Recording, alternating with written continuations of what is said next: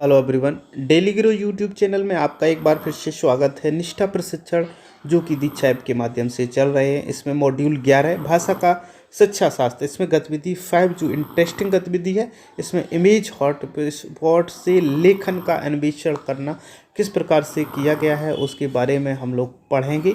तो शुरू करते हैं इस गतिविधि को और समझने का प्रयास करते हैं किस प्रकार से ये हमारे साथियों बच्चों के लिए हमारे जो स्टूडेंट्स हैं छात्रों के लिए किस प्रकार से ये उपयोगी हो सकती है।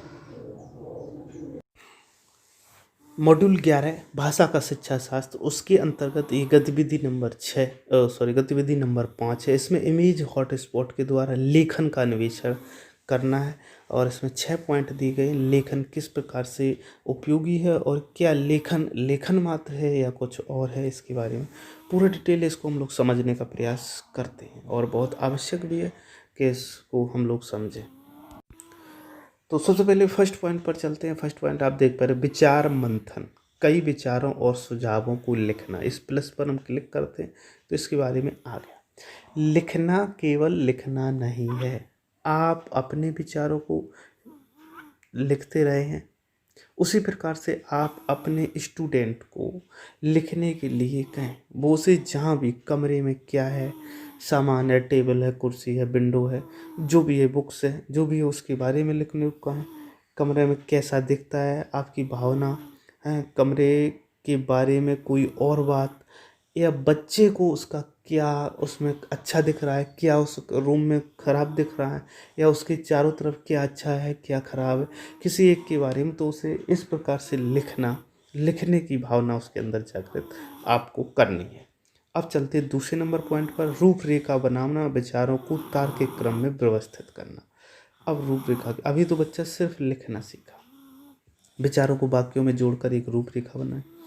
कमरा कैसा है, उसकी आकृति क्या है, आकार क्या है, कमरे में सामान रखा क्या क्या है, कुर्सी है या मेज़ है, पलंग है, रोशनी है और कुछ जो भी आपको लगे वो आप बच्चे को समझाने का कोशिश करें और उसके दैनिक जीवन के जो लक्ष्यों को, धीरे छोटे छोटे लक्ष्यों को प्राप्त करने में ये चीज़ें सहायक हो सकती हैं। चीज़ें दिखाई देती हैं, कैसी रखी हैं, मेज़ों के साथ कुर्सियाँ लगी हुई हैं, पुराने दिखते हैं, या इस प्रकार से जो भी पुरानी वस्तुएं हैं, कलर हैं, उनके बारे में। कमरा एक बड़े व्यक्ति का है, व्यवस्थित सांस्कृतिक रूप से कैसे, यदि उसमें कोई सुधार की आवश्यकता है वो भी बच्चों से करवाएं। तो इस प्रकार से बच्चे अपनी भावना का प्रयोग करेंगे, उन्हें क्या लग रहा है वो अपने विचारों को व्यक्त करेंगे लेखन लेखन के द्वारा। मौखिक नहीं कर सकते तो लेखन के द्वारा करते। अब देखते हैं पॉइंट नंबर 3, आलेखन प्रारूपण मसौदा तैयार करना, लेखक का संदेश की सामग्री पर ध्यान केंद्रित करना। तो ये वाक्य में और एक पैराग्राफ में रूपरेखा लिखें, अपने विचारों को क्रम में व्यवस्थित करें, जो पहले आता है और जो बाद में आता है आप अधिक विचार जोड़ सकते हैं। यह आपका पहला ड्राफ्ट है। जिस कमरे में मैं बैठा हूँ वह एक विशाल कमरा है, इसमें बहुत सारे सुंदर फर्नीचर हैं, वस्तुएं हैं। तो पहले जब बच्चे शब्द लिखेंगे, जब वो शब्द लिखना जान जाएंगे, फिर उनको उन्हें क्रम से लगाने की प्रक्रिया से जोड़ना होगा और ये काम होगा हम शिक्षकों का। उन्हें पैराग्राफ के स्टार्टिंग कहाँ से शुरू करना है, कैसे लिखना है, पैराग्राफ कहाँ पर बनाना है और बीच में मध्य में क्या लिखना है पैराग्राफ के, तो इस प्रकार से, और अंत में क्या लिखना है।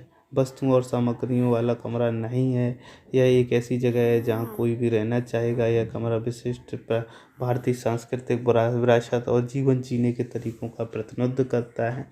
तो इस प्रकार से बच्चे समझेंगे और उन्हें अपने दैनिक जीवन से लिंक करते हुए अपनी लेखन प्रक्रिया को आगे बढ़ाएंगे और उनके भविष्य के हिसाब से भी ये बहुत आवश्यक हो जाएगा। अब देखते हैं इसी प्रकार से चौथा नंबर पॉइंट, संशोधन, लिखे हुए का एक बार फिर से परीक्षण करना। जो भी बच्चे ने लिखा, आपने उसको बताया, आपने उसको निर्देशित किया, बच्चे ने लिखा, लिखा हुआ जो भी है पूरा आप फिर से एक बार देखें। प्रारंभिक भाग में क्या लिखा उसने, पैराग्राफ के बीच में मध्य भाग में क्या लिखा, पैराग्राफ के अंत भाग में क्या लिखा, और जो भी उसने लिखा है उसको आप डिटेल में फीडबैक दें। यदि उसने अच्छा लिखा है तो उसका अच्छा फीडबैक दें, उसे बताएं, उसे प्रोत्साहित करें। और यदि उसने कुछ उसमें गलतियां की हैं तो आप डिटेल में उन गलतियों को सुधारने के लिए उसे बताएं, जिससे कि वो समझ सके और उन तक अपने क्रियाकलाप कर सके। अब चलते हैं नेक्स्ट 5 नंबर, प्रूफ पढ़ना, भाषा और इसके उपयोग की उपयुक्तता को ठीक करना। इसको देख लेते हैं। तो ये क्या है? जो वर्तनी त्रुटियों की जांच करने के लिए ध्यान से पढ़ें। वही तो मैं अभी जो बताया कि संशोधन आप कैसे कर सकते हैं, तभी संशोधन कर पाएंगे जब बच्चे की द्वारा लिखी हुई जो सामग्री है उसको आप डिटेल में देखेंगे, और देखना भी चाहिए, समय देना चाहिए पूरा।